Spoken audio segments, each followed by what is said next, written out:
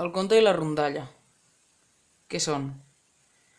Són narracions escrites en prosa, normalment breus de caràcter popular, moltes vegades recollits de la tradició oral, per això normalment són anònims. Estructura. Es divideix en 3 parts. Plantejament.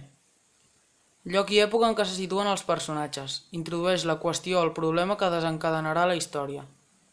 Doncs, per exemple, el lloc. A qualsevol lloc. Època. Doncs, per exemple, 20 anys enrere.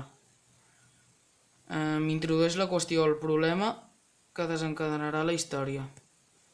Doncs, per exemple, van entrar a un armari i van anar a parar a un altre món. Nus. Explica com es desenvolupen els fets que constitueixen la història. És la part més llarga. Doncs els problemes que hi ha, com se'ls arreglen. Desenllaç. Explica de quina manera s'acaba la història. Moltes vegades, als principis dels contes i les rondalles i al final, sempre hi ha unes expressions tradicionals.